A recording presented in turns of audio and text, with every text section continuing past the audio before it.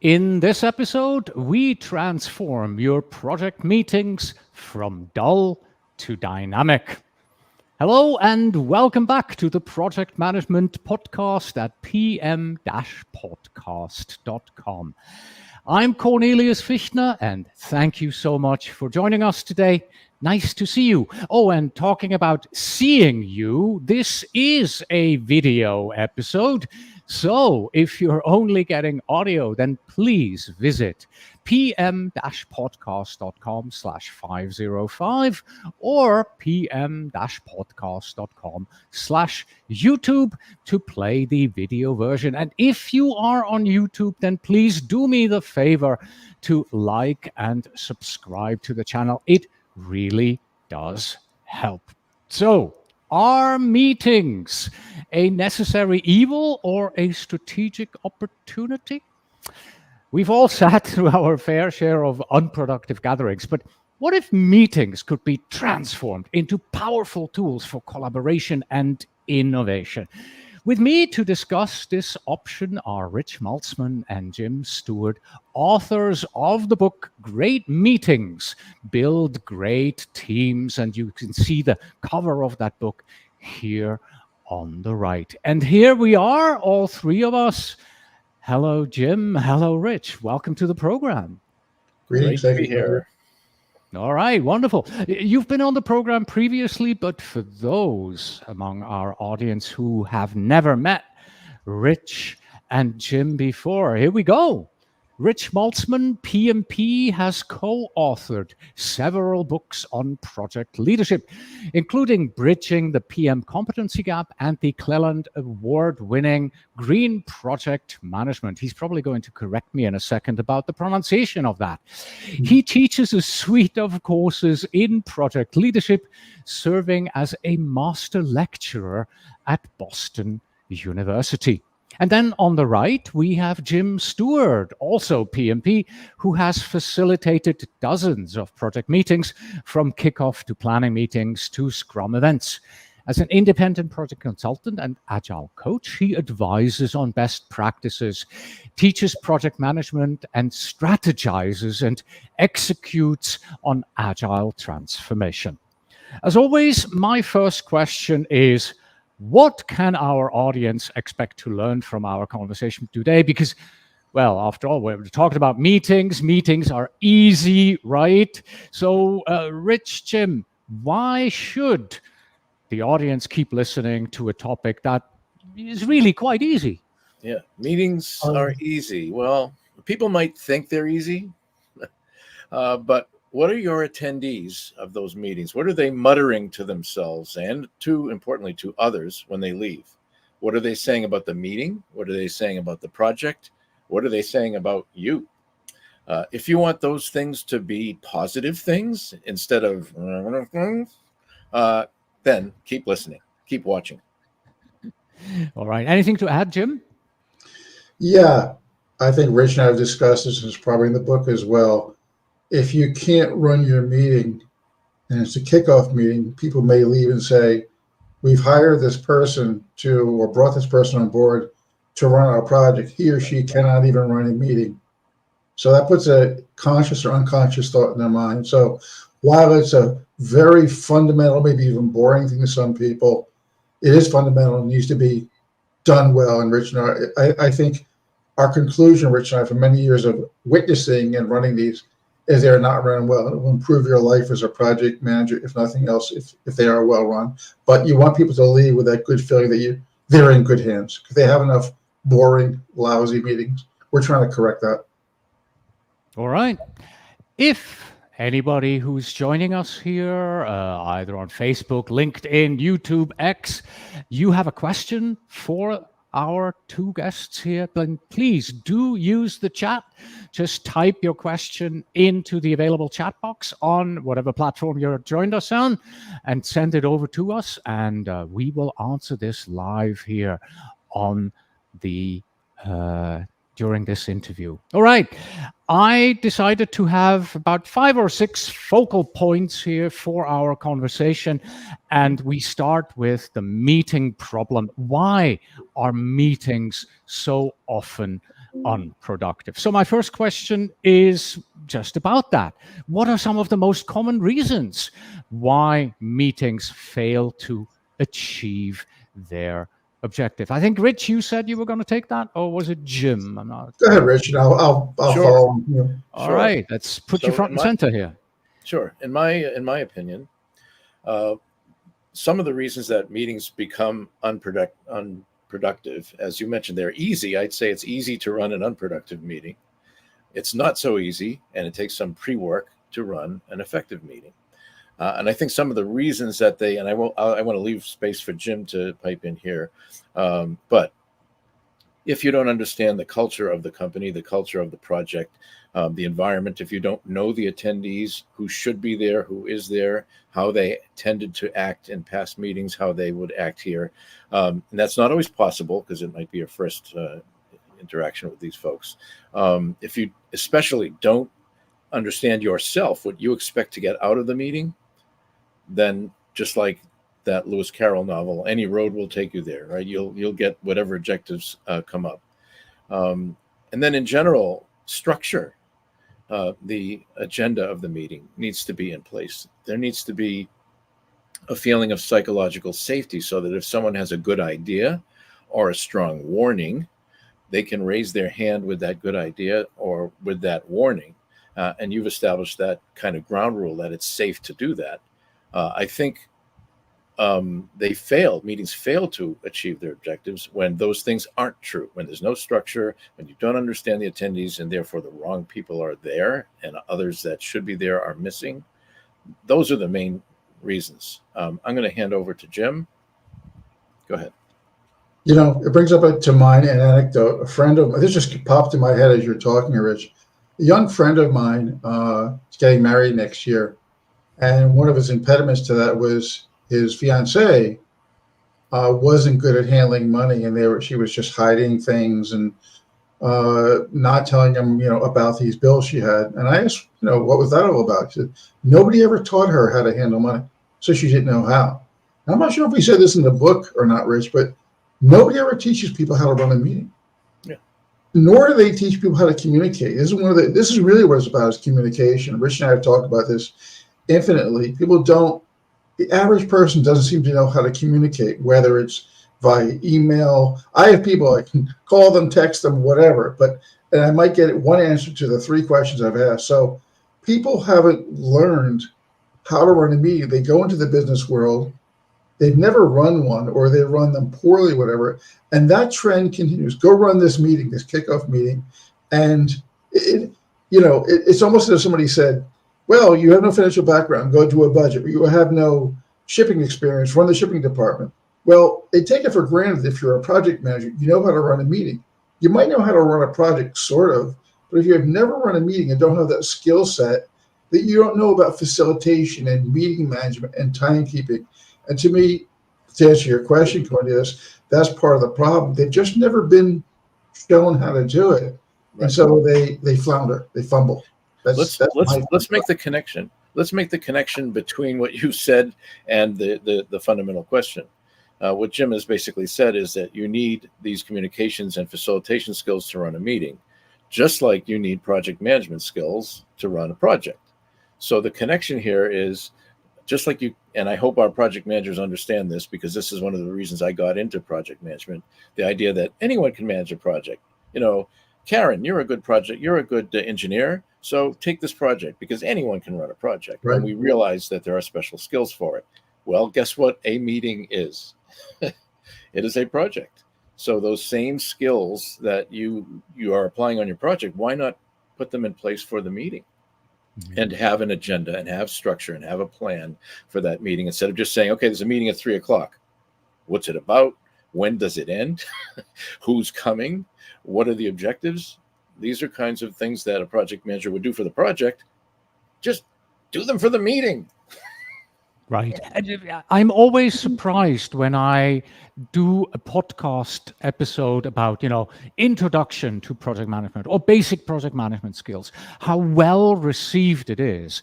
Because sometimes as senior project managers, we tend to forget there are always new people coming up, and Right. these new project managers, they need the basic training. So same here with this conversation. This is basic information about how to run a good meeting. Rich, you told me before we started that you gathered some statistics about meetings. Give those to us, if you would, please. Sure. The meeting that you're all in right now, that Jim and Cornelius and I and any attendees are in, that's one of about 11 million meetings today. That's obviously an estimate. No one's counting them, but I have some statistics that are traceable to Bell Labs. There's about 1 billion of these meetings a day, per year, I should say, when you do the math. And guess what people are doing during the meetings? Even in this one, 92% of people in meetings are spending some time at least multitasking, especially in virtual meetings. 96% of professionals have missed meetings, some of which they consider important. 52% of employees lose attention in meetings between 0 and 30 minutes into the meeting, which is something we'll talk about later in terms of the length of the meeting and when you appropriate breaks in the meeting. So all these are traceable statistics that I can provide the links for. And they're a little bit of a wake-up call, not just for the people sleeping at the meeting, but for the meeting facilitators. So those are some of the statistics that I dug up for today's conversation. Right. Thank you very much. I'm going to leave you. Wait, sorry, Jim, you were going to say something? I just want to add one quick thing. It wasn't a statistic. It was more about, as we talked about, these inexperienced. Some people are very good at what they do. Yeah, as you probably are aware of, Cornelius, we have what we call the accidental project manager. The person is nominated to be a project manager because they're a good chemist or a good developer or whatever. And they said, well, I'm going to run a meeting. How hard can that be? And what they don't, since it's their first meeting, they run this meeting with their stakeholders, not realizing that, Joe is obstinate and Mary doesn't listen and et cetera. And like, what do I do now? How do I handle this? I thought everybody was on my side, and they're fighting me and they're talking over me. So I think what happens is expectations. The new project manager running a meeting expects everybody to fall in line. What he doesn't realize is that going back to what Rich said, is that person's X meeting of the week, and they've had it. And now you're trying to run a meeting where you're all eager and they just want to get out of there or they want to obstruct it or whatever. So I think that's part of what project managers understand. Not everybody is as enthusiastic about your project as you are. You have to overcome that. All right. As a reminder, everybody, we're still talking about the meeting problem, why meetings are problematic. We'll get to the meeting solution in just a moment, but my next question is for Jim. And for that, I actually have to bring up Rich's video feed here because, Jim, take a look at the bottom. It says, Rich Maltzman, not a goblin. Okay. Right. I know this is a reference to your book. Jim, please explain to us what a goblin is. Obviously, Rich isn't one. That's debatable, but regardless of that, a goblin is someone, there's no textbook definition, Rich came up with initially, but we expanded on it, is behavior that takes place in a meeting that's, I will say, inimical to the meeting. Now, Rich and I have a little bit of a different spin on it. Rich's spin, hopefully I'll get this right, Rich's spin on it is that, say you're driving somewhere and then somebody cuts you off and the goblin comes out of you, you yell at somebody, whatever might happen. That's true. But my take on it is a little bit more, and you can look at the difference between these. There's underlying traits or behaviors within people that come out during the meeting, maybe other times. So, for example, we've given these people names. Billy the bully.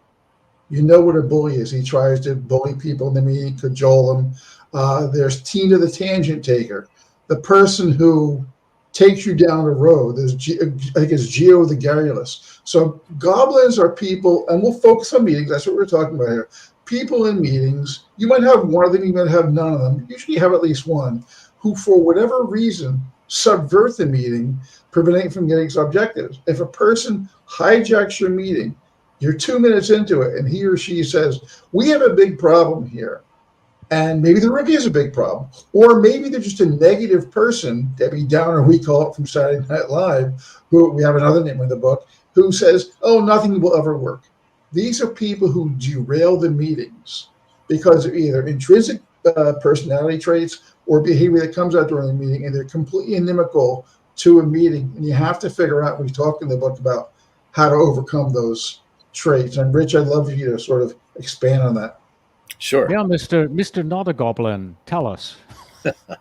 So I'm going to pick up where Jim left off on Nadia the Naysayer. Debbie Downer is the character from Saturday Night Live on whom we based that.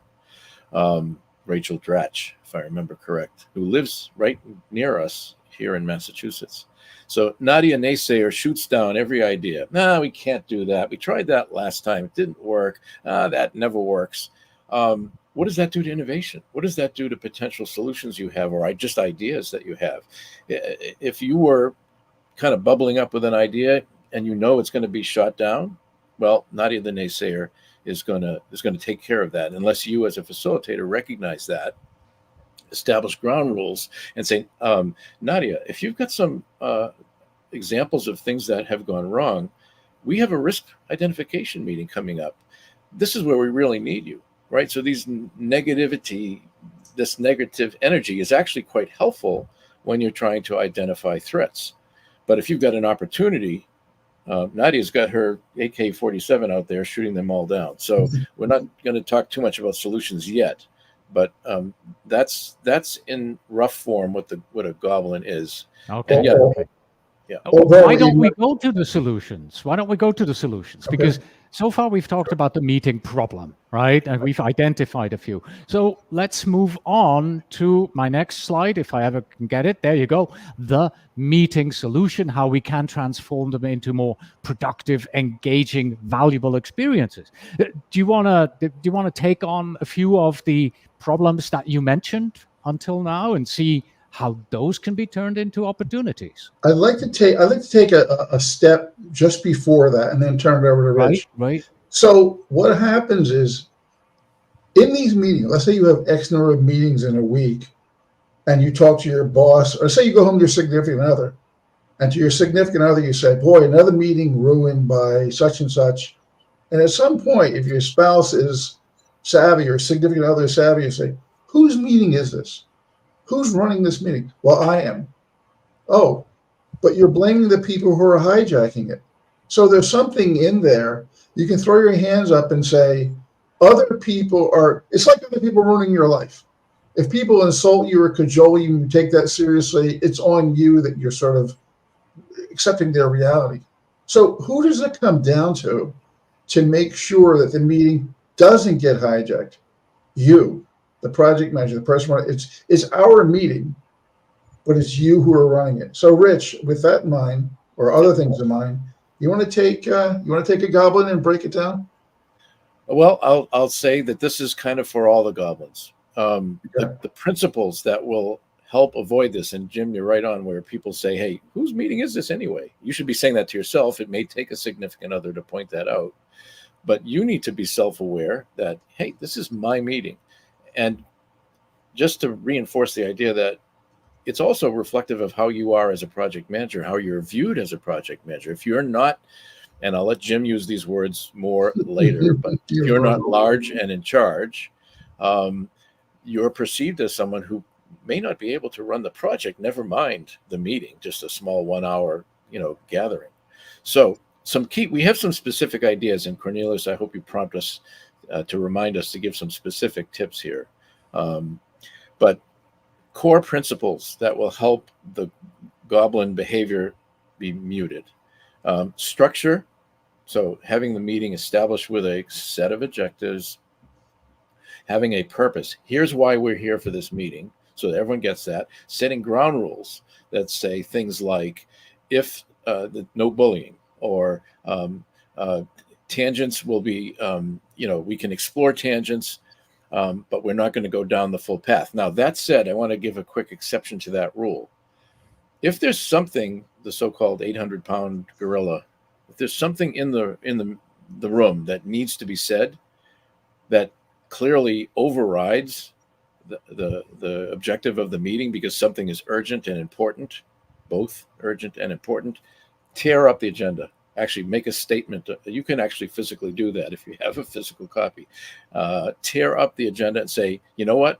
I'm taking charge here.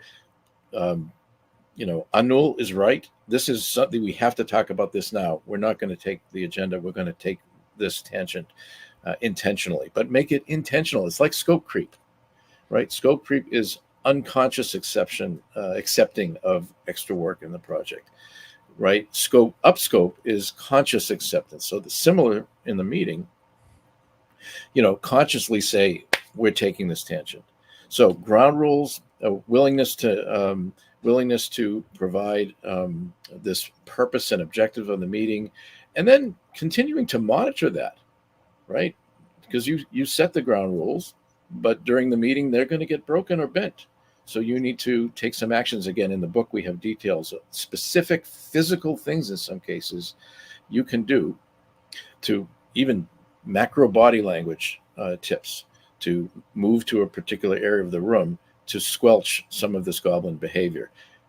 And last comment, if it's really egregious, if a goblin behavior is significant, it's time for you to stop the meeting and take that person aside. And we have some tips about how to handle that situation in the book as well. Mm-hmm. All right. You asked me to prompt you, so here we go. You mentioned both ground rules and core principles. Okay. I don't know who wants to take this, but are they the same? And let's focus on the core principles, maybe. Well, maybe ground rule is a core principle. Ground rule is how will we behave. One of the things I thought about when Rich was talking was the idea there's no dumb ideas, there's no dumb questions. Let's throw that out there, even though they may seem that way sometimes. So a core principle is respect for each other, listening. Those are deeper even than things like having an agenda. Having an agenda is a good idea, very good idea. But I think respect, listening to each other, good ground rules. We'll do this, we won't do that. So those are key for me. And to take off to one other thing, and I'm going to digress from that, but that Rich said, that large and in charge idea. Rich, interesting. I was searching through the book today. The word assertiveness doesn't come up nearly as often as it probably should. And I think there's a psychological dynamic to this as well, Cornelius, and everybody who's listening. It's not easy to get up in front of most people. What do the studies show? Most people would rather die or something than be in front of a group, right? So they get up in front of a group, they're not used to asserting themselves. And being assertive, being large and in charge means, oh no, we're not going down that path. Sorry, we talked about that enough. We're going to move on to something else. It's hard, especially when there are people that sometimes are going to push hard to see what you're made of, right? And to speak to what Rich was talking about, I'm a firm believer in having an agenda and following that agenda, tearing it up when necessary. If somebody's a naysayer, that's one thing. But if they raise their hand and say, I don't think it's a good idea to send the submersible down to that Titanic right now because of X, Y, and Z reason, we should stop and listen to that. Sometimes we don't. We have meetings where that gets glossed over, or that person won't speak up. So we need to pull things out of people. It's funny. It's paradoxical. Sometimes the people that speak the loudest have nothing to say, and the person that knows something gets shut out or whatever. So I'm speaking of a couple of things here, but my core principles are respect, listening, and there's no dumb or bad ideas. What would you say, Rich? Yeah. So from the principles perspective, right, going up 50,000 feet, assuring that the meeting is necessary, right? Could this have been could this have been an email? So the principle, an overarching principle, is don't have the meeting unless you need to. Don't have the meeting because of muscle memory. Every Wednesday at 2:00 we have this meeting, right? That's just going to encourage people to not come to the Tuesday, whatever day I said, meeting, because it's just a meeting that takes place regularly. Another principle, and I think Jim and I we talk about it amongst ourselves, is think about the last really good meeting you attended, where someone else ran a meeting. You were saying to yourself, this guy or gal or person runs this meeting so well. I have to take some notes. Actually take those notes and actually do that. So, and the opposite applies. If you went to a really awful, dreadful, unfocused, long, boring meeting, do the opposite of what that person has done, right? Emulate the characteristics that you like and avoid the characteristics, consciously be aware as a facilitator, you're a lifelong learner. So, you go to a lot of meetings as an attendee, observe what the facilitator, which may or may not be the project manager, by the way, which is another topic in the book, observe what that facilitator is doing and learn from it, good or bad. One last comment while I have the floor. It's really real. Jim made this example with the submersible. There are several disasters we could talk about ad nauseum, because people were getting killed, where people need to raise their hand and say, I've got a problem with that, or I don't think we should do that, but they don't feel it's safe to make that, to raise that issue. So principle wise and ground rule wise, both. It's really important for you to say that this is a safe space. Right. We need to hear from you if there's an objection or a problem with this. Now, you may want to have that focused for risk identification and not necessarily in a let's say a status meeting. But you want Rosie the reticent, that's one of our goblins, who won't raise her hand. We want Rosie to raise her hand, and there are some specific tips we have for getting her to either raise her hand or to talk to her after the meeting. So really, really important principles and ground rules. And instead of drawing a line about what's a principle and what's a ground rule, I think we should listen to both. Jim mentioned that he likes to have an agenda. And my agenda says that we are now moving from the meeting solution over to building strong teams through meetings.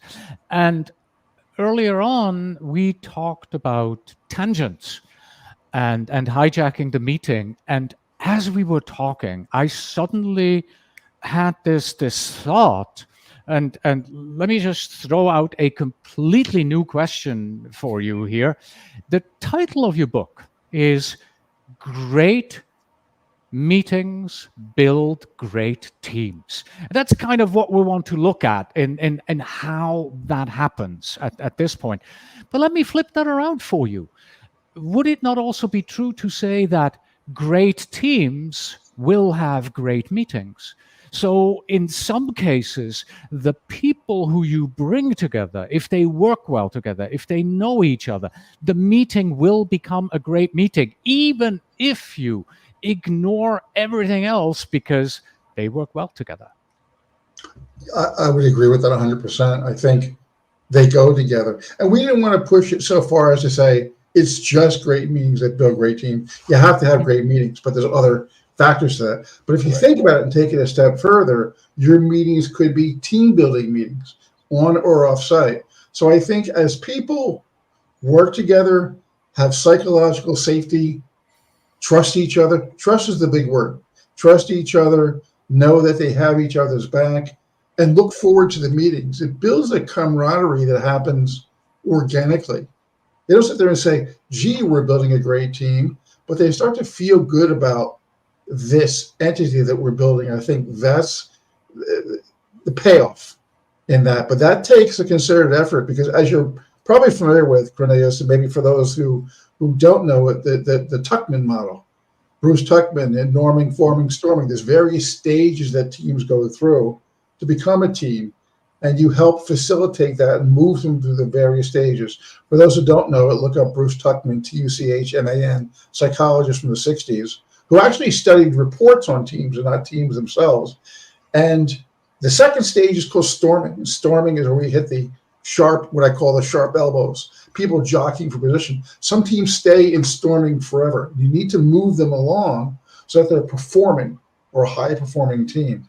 So these teams, if you're lucky, can cohere or come together just because the very personalities involved. But in my experience, it doesn't just work that way. It takes a concerted effort to make sure that happens, make sure people trust each other, hopefully like each other, and work well together. It's a well-oiled machine. And to Rich's point about sometimes people ask them to leave the meeting, sometimes you ask them to leave the team. So I think they do go hand in hand. It isn't just the one factor, but it's one of many factors. Yeah, I'll add in that we wanted to add to the book title Great meetings build great teams, and vice versa. But the publisher said that's one too many hyphens. Right. Anyway, so I'm going to make we're just coming off the Olympics, so I'm going to make a basketball analogy here. Your point is your epiphany there, Cornelius, that, wait a minute, great teams make great meetings. When you see a basketball team kind of come together and get it so they can pass behind the back because they know where their teammate's going to be, you have that team cohesion. To Jim's point, that's this performing stage where you don't really even need a leader at that point. The team gets it, right? And so I would say it's kind of a chicken and egg. So great meetings help build the great teams, which in turn, yes, will come back and end up with that behind the back no look pass, like we saw a little bit in the Olympics with at least with the American team, perhaps with others. So I agree. I think great meetings build great teams, and great teams yield better meetings. In some cases, no meetings, a la the no look pass. Right? You don't even need the meeting. Right? We can skip next Wednesday's meeting because we get it. We're performing. So really good observation. All right, wonderful. Thank you very much. And just to be absolutely clear, other Olympic team sports are available. We're still talking about building strong teams through meetings here. And Jim, you did mention the Tuckman model of team development. I put that in the comments here, both on YouTube and Facebook, for those joining us there, that you know the name and how it's spelled. Conflict is part of team development, and it is often during meetings that conflict comes out. So what do I have to do? What can I do as the facilitator, as the owner of the meeting, to help build strong teams through this meeting, even if the conflicts are bubbling up? I want to parse this one a little bit. Because it isn't just where our book mentions Agilis, and there are two philosophies, if you will. In the traditional project management, it's command and control. You as the project manager have tools, one of them is a Thomas Kilmann model, for dealing with conflict. You would resolve that conflict where the team members cannot. In an agile team, nobody's in charge but the team. So you as a scrum master don't get to play those conflict management roles. The team has to resolve its own conflict. But for sake of discussion right now, I'll talk about the waterfall traditional project management side. Traditionally, for resolving conflict, whether in a meeting or whether outside the meeting, we'll talk about outside the meeting for a little bit, you try to have the team members resolve it themselves.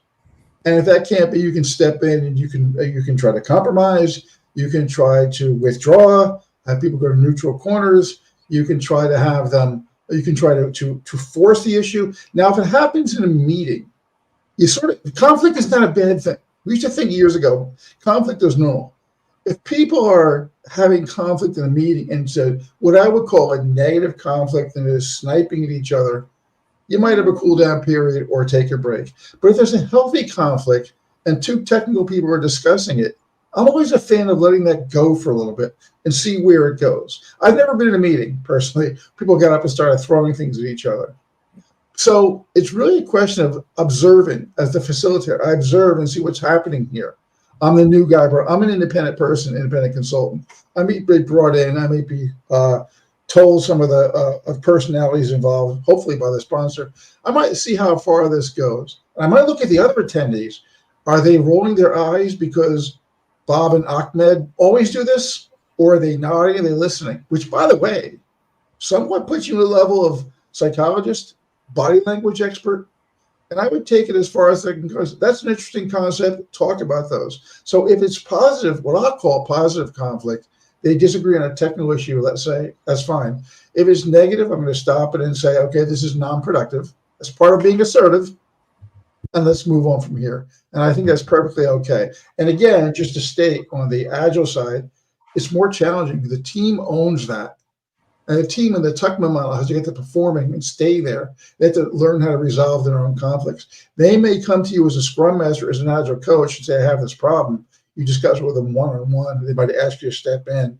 but it's more challenging in an agile environment until the team becomes a good self-organizing team. Yeah, Right? I'll jump in as well. I think that getting to yes fits here as well. In fact, these two things, Thomas Kilman and getting to yes, you can put that in the show notes. Really work together well. There are 2 of 4 getting to yes principles I'll very briefly talk about. One is separate the people from the problem. So this is the throwing things at each other piece, right? You're an idiot, Tom, is not as effective as I don't think Tom's idea is very good, right? So if you take the latter approach, you're focusing, you're separating on the problem, on the idea, and not, obviously a confrontational approach. And this is where you have to, as a facilitator, this is where you are watching for personal attacks and reinforcing ground rules that say we are after success here, and that means it's perfectly legitimate and encouraged to criticize ideas, but don't throw it at the person. Don't throw something at the person. And the second one is to focus on interests and not positions.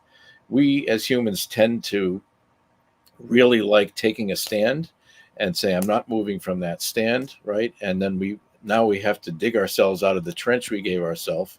We've dug our position, literally dug a trench for ourselves, and we now would have to climb out of that to give up that trench. This is what to give up that position. So focusing on the interest, what do I really want? Is it a certain amount of money? Is it a certain design?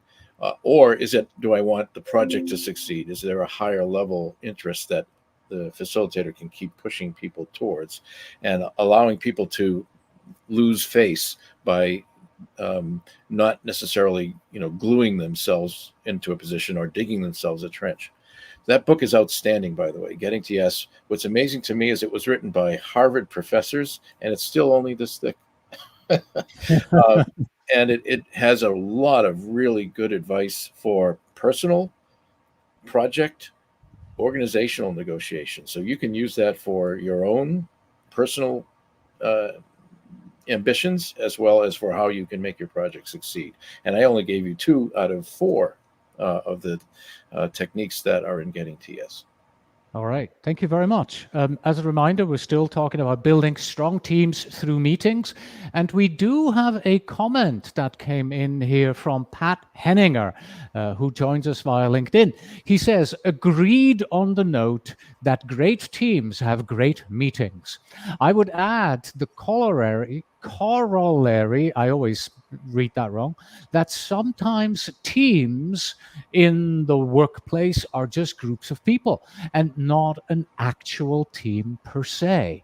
If that's the case, building the group into a team needs to be a priority. I sort of heartily agree with that because in my experience, I used to work as a consultant in a company, and we did customer projects. So you go to a customer, and every time you meet with a customer, you have another team behind you. Sometimes the same, similar people, but never really for a long time. 3-4 weeks, then you go to a new customer, you have a different team, a different group of people.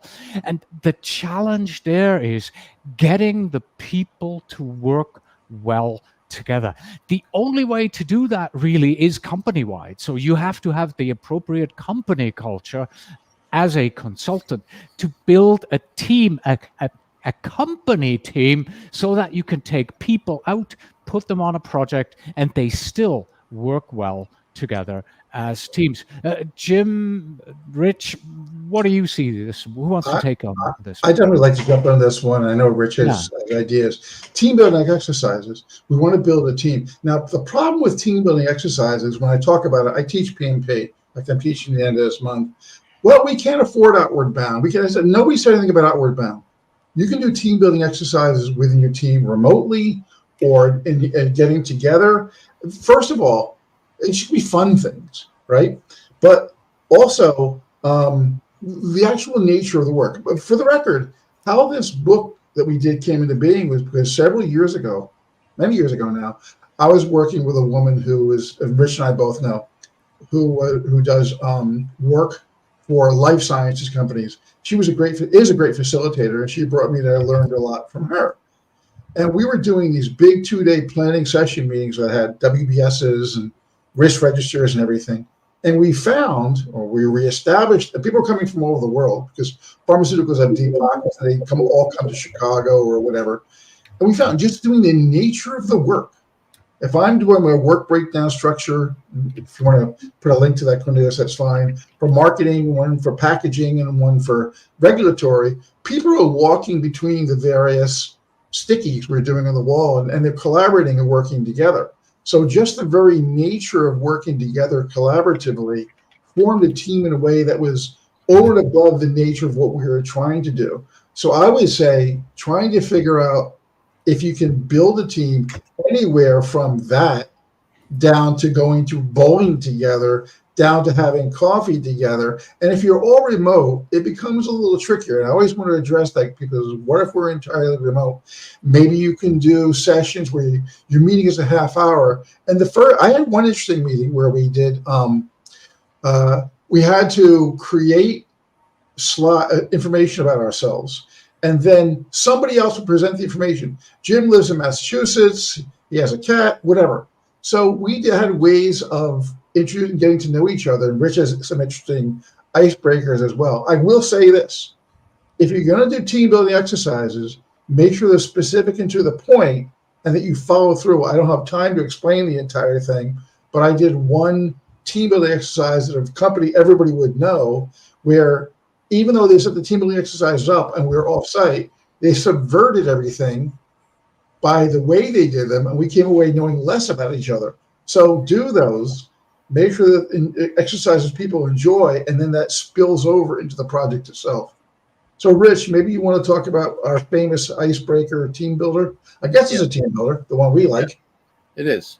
I'll start with just the concept, and there's a gentleman named, you can put this in the notes as well, Chad Littlefield, who talks about connection before content.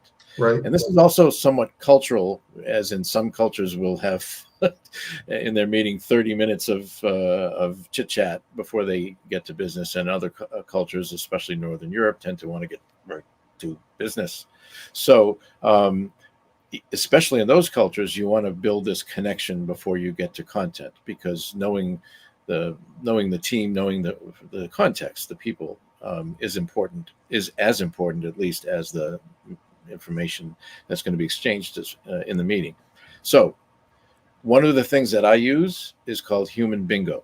And many of you know the idea of bingo, and many may even know human bingo, but it's actually a really good way to get people up, active, moving around the room.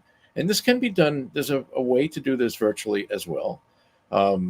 I think in the book, I know that in the book, we provide an example of a human bingo sheet where you try to get a row, column, or diagonal based on things that are on the bingo card, like I've been on a scary roller coaster, or I've climbed a mountain. And what I do, and I've done several consulting gigs where I've done this, and I do it in my classes as well, is customize that, make it very much tied into the region, the company, the products, the company and services that the company sells. So human bingo is outstanding. I've had huge success with that.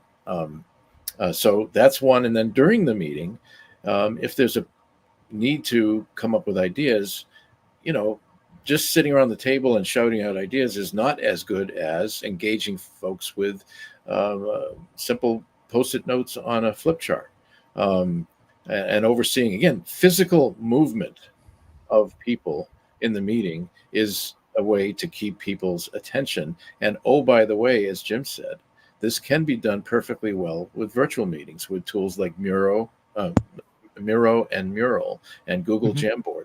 And I've run classes this way. I've done this online with consulting gigs, and you can make online meetings also physically active with tools like that.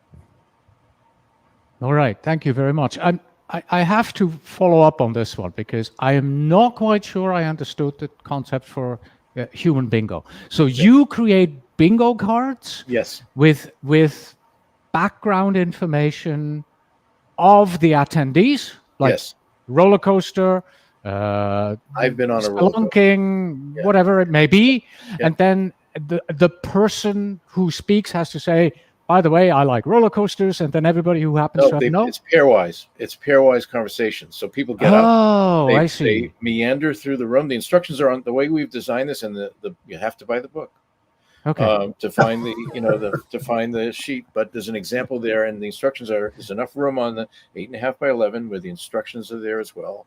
So it says, get up. Yes, actually get off your seat, walk around the room, find someone to talk with, and see if you can get their initials on one of the squares, and then you will give them one of the initials. So I'm left-handed. Are you left-handed? No. Oh shoot, I needed that square. But are you a member of PMI? Oh, you are? Okay, that gives me the square. Now I get it. now Okay. you turn the Gotcha, tables and you gotcha, say, gotcha. hey, I play the piano. Maybe that's one of the bingo squares.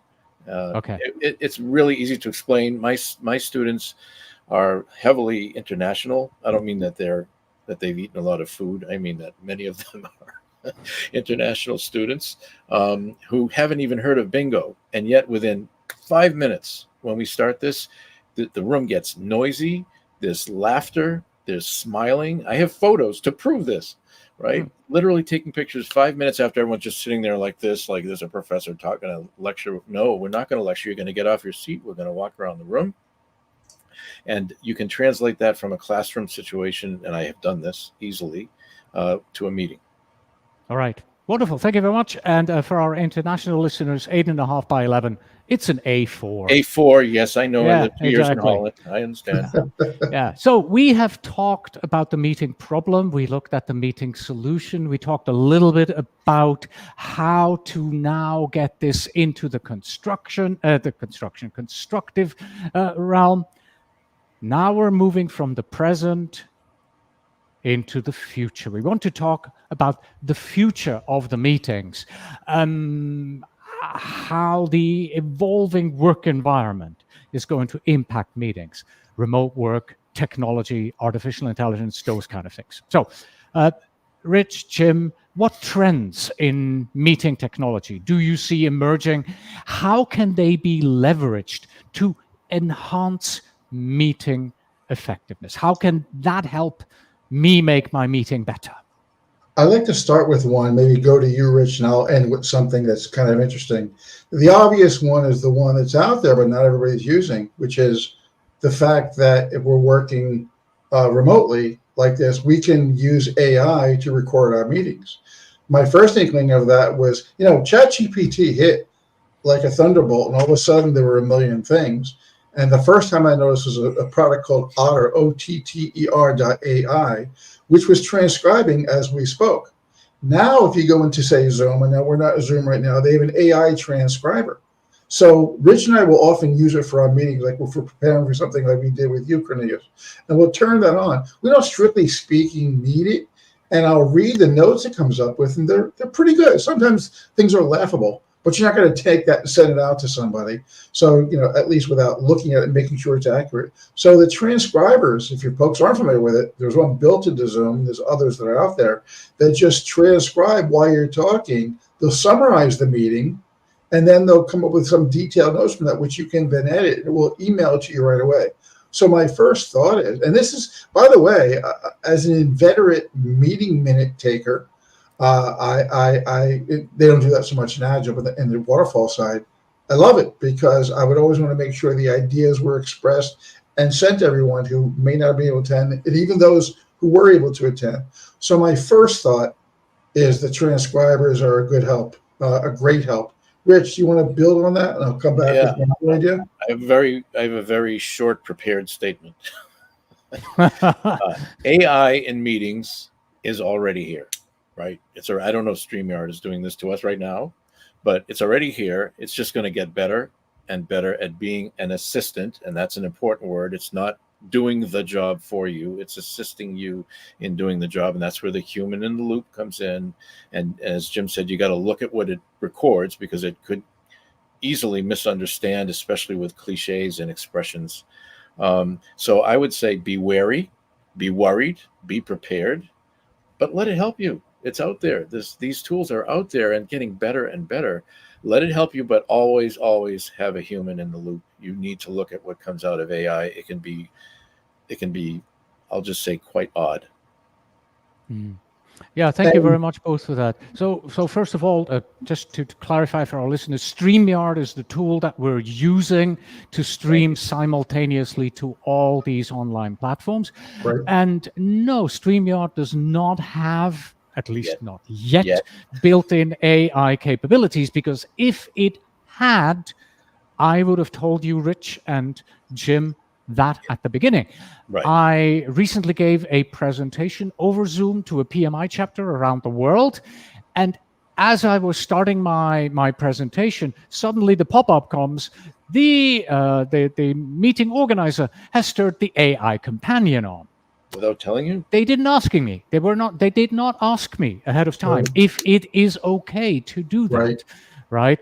So the only thing that StreamYard does is it will give me a transcript of the conversation. That's the only AI that is running on this one here. So in my opinion, yes, AI is fine, but you have to make sure that people know about this. Rich, do you want to talk about the photograph, that the screenshot that you sent before me? he does that, I wanted to talk about okay, yeah. You're correct. You're absolutely correct, Cornelius, because legally, you have to tell people they're either being recorded or AI. But here's an interesting thing for you. May or may not have thought about it, and I have a few notes here. Can AI run a meeting, or will it be able to? Several things it can do: agenda management, manage meeting agendas, scheduling, find the best time for meetings by analyzing participants' calendars, facilitation. AI can guide the discussion, ensuring the agenda is followed and time is managed effectively. Note taking, we talked about that. Follow up, sending out summaries, data analysis, provide insights, and language translation. Where did I get that list? I asked AI. That whole list just came from AI. So I just want to talk about, can it get to the point where it can actually run the meeting for you? Rich talks about human in the loop, right? And he's absolutely right. But could AI run a meeting? It is replacing certain jobs. Let's be honest about it. Should it? I don't know. There's a lot of things that AI can do that maybe we don't want them to do. But that's an idea of something, a trend. So I want to turn back I have to say this for comic relief. So if AI is running a meeting and Jim raises his hand and says, "I'd like to have a break now," and AI says, "I'm sorry, I can't do that, Dave." Thank you. Open the pod bay door.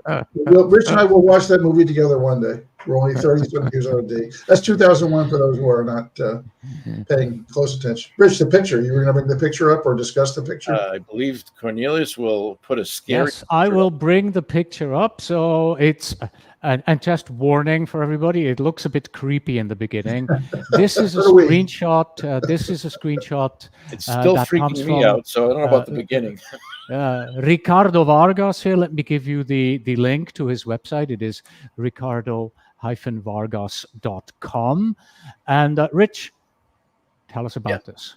Yeah. So first of all, Ricardo Vargas is a pretty well-respected innovator, leader in project management thinking. I finally got to meet him in Atlanta. He did not look like this. There was very little green on his face. And no egg on his face. He has recently, I mean, within the past week or so, released a newsletter. And this is a screen capture from me reading and getting creeped out by his posting in this newsletter, where AI is now capable of reading emotion. So you see a little key there. It's hard to read, but it says anger, disgust, fear, happiness, sadness, surprise, and neutral. So right now it's reading happiness. It might be nice to know, I mean, you have to read the room. Well, AI might be able to help us read the room. Do we want it to? These are some philosophical questions. But as you see, Cornelius is pointing out these, and you can see now that I'm smiling in reaction to him doing that. And AI could detect that. I was happy with that, as opposed to, catching someone rolling their eyes, right? Instead of catching someone rolling their eyes because you happen to be looking in that quadrant of the room, AI is going to report to you that Henry is not happy with this idea.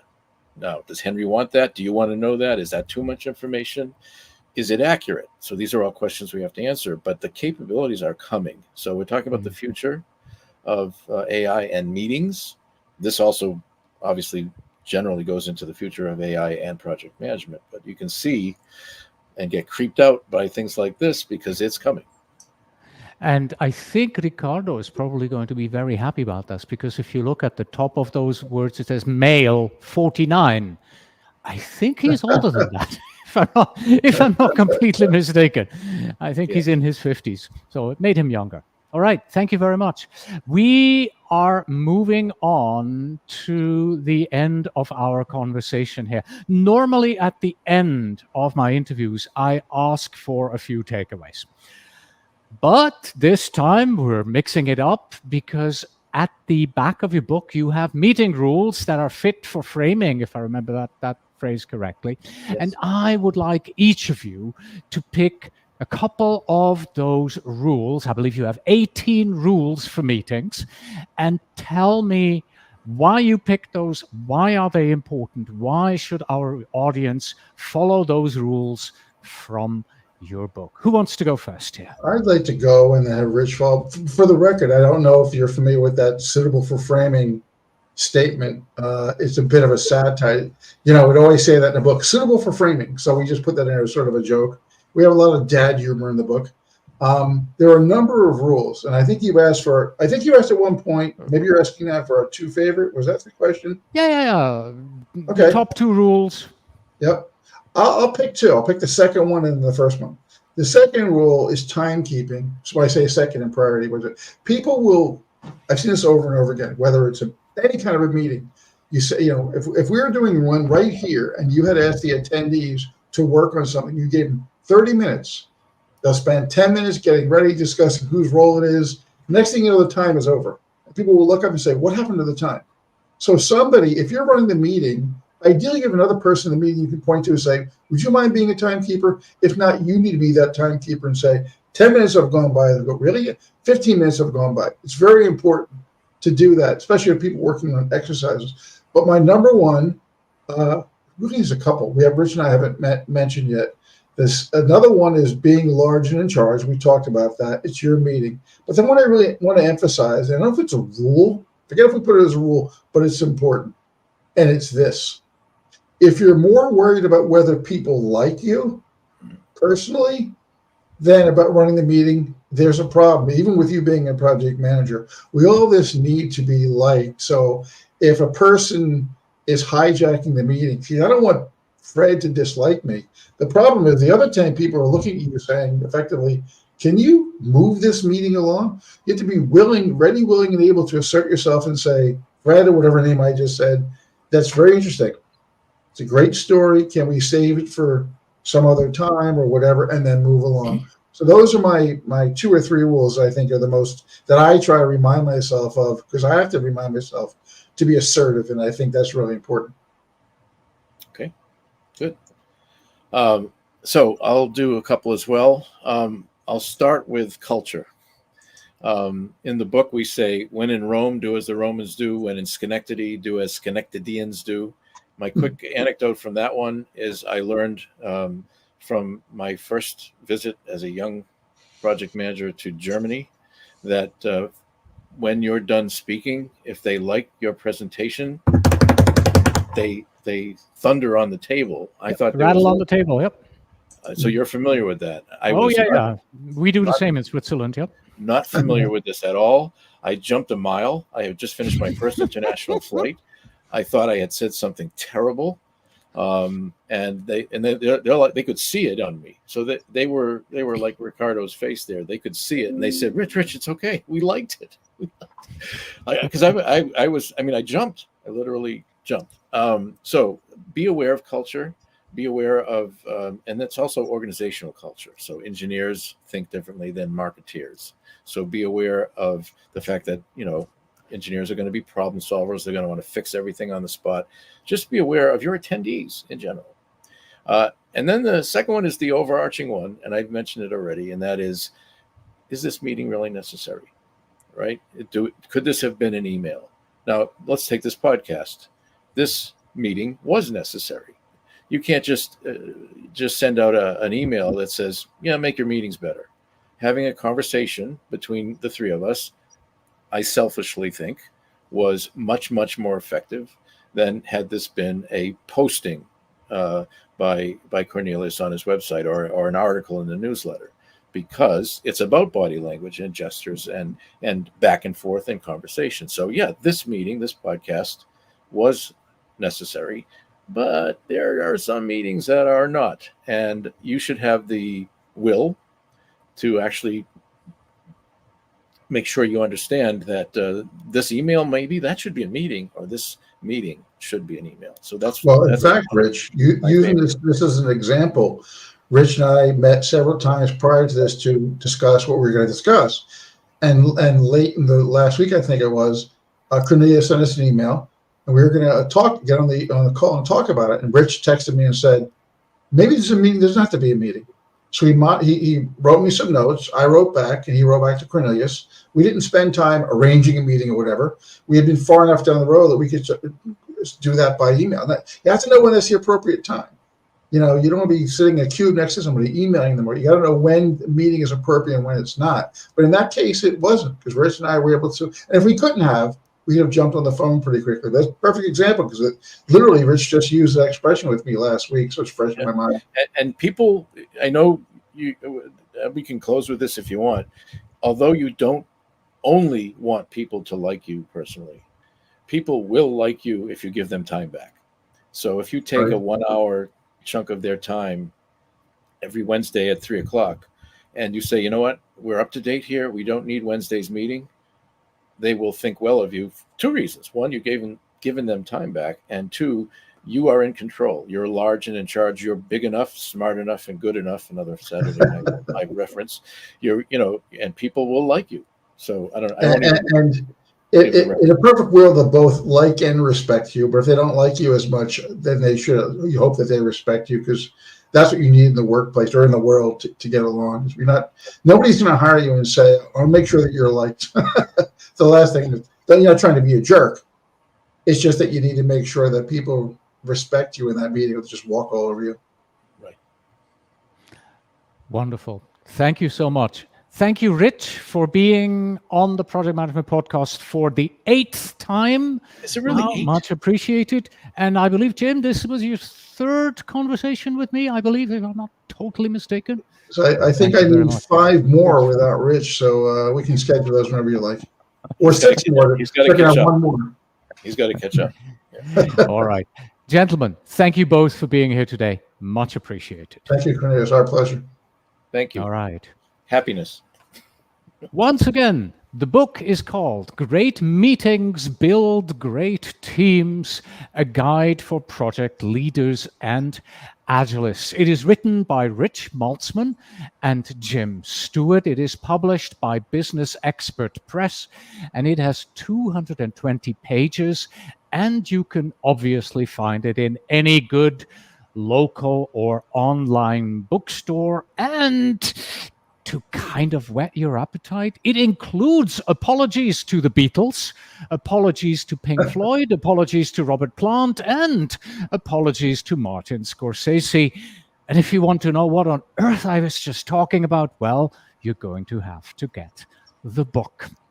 Please visit pm-podcast.com/505 for show notes, transcripts, and PDU information.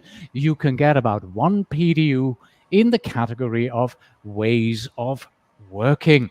Our email address is info@pm-podcast.com. And almost finally, we have this here: meetings, the practical alternative to work.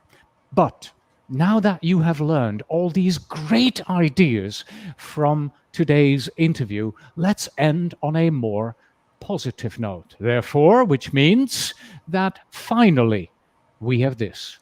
Here's to turning meetings from bore fests to score fests. Until next time, everyone.